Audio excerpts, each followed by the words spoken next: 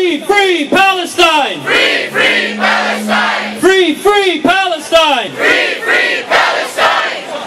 Thank you. This is not an easy struggle. We are up against biased media and extremist propaganda. We started as a minority, but the world is taking note. Our voice is being heard. Since Al-Quds Day 2012, the UN has voted twice against the oppressive regime in Israel. In November, Palestine received upgraded status at the UN despite heavy opposition by Israel. 138 countries voted in favor of Palestine, while only 9 voted against them. The rest of the countries kept quiet. But those countries didn't keep quiet for long, and when the UN in December voted on a resolution that calls on Israel to finally sign a nuclear non-proliferation treaty, 174 countries voted against Israel, with only 6 in support. We'd like to thank the respectable senior rabbi from New York, Moshe Dovbek, for providing his support for us today. He's a Holocaust survivor and was a Canadian resident before relocating to New York. He unfortunately was not able to make it today, but he has sent this letter in support of this noble cause. I invite Brother Ahmed to come and dictate the letter on his behalf.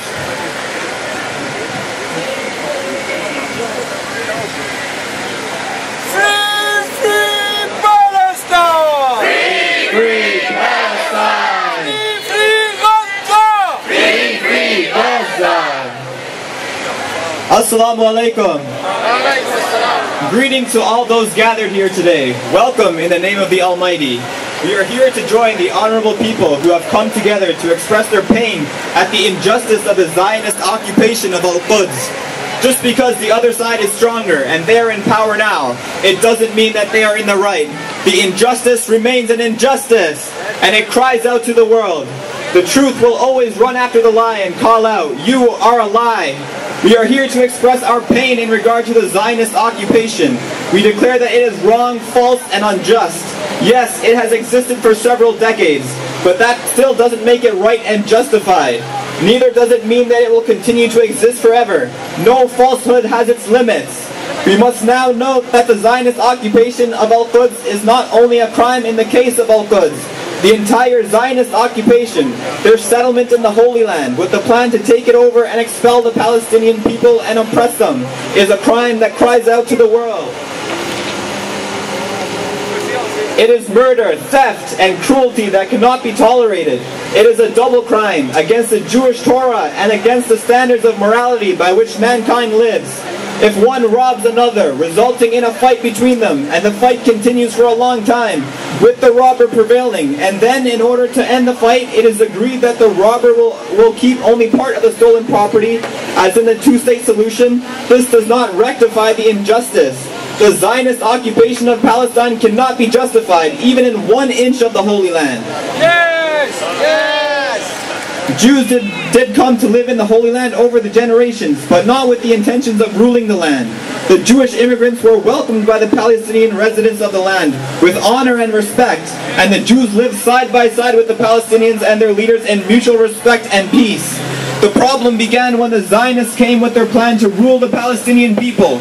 We would be more happy than to return to the old state of affairs, living peacefully, but it must be under Palestinian rule. We must also make it clear that the Zionism is not only a crime in terms of human morality, it is also strictly forbidden according to the Jewish faith and the Torah. The very idea that the Jewish people should gather together and build themselves up an independent country, that idea constitutes a breach of our faith. These are the things that only the Almighty will do, without any human help. In the Torah and the prophets it is clearly written that there will come a time when the Almighty Himself will reveal His kingship on earth. He will change the minds of people in the world and will worship Him together. He alone will gather all the Jews from around the world with great miracles and with the agreement of all peoples in the world. He will bring us to the Holy Land. People of all nationalities and of all races will live peacefully and serve the Creator together.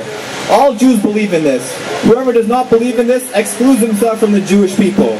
The Zionist ideal that the Jewish people should arise on their own and build their own country is thus against our faith. Such an ideal could have only been born in the minds of outspoken non-believers in Judaism, and therefore when the Zionist plan became known, all the rabbis of the world launched a battle against it. This ideal only became widely accepted due to Zionist tricks and deception. But true rabbis were not fooled. True rabbis were not fooled. The Orthodox Jewish battle against Zionism will never cease, even if a day comes when the entire world makes peace with the facts that are present. The true Jews will not make peace with these facts. We will always continue to proclaim that the Zionist fact is a lie, a deception. It is against our true faith, and it must come to an end. It must collapse on its own. The Almighty's patience will not last forever. The falsehood cannot have the smallest connection with the truth that the Almighty will one day reveal to the world.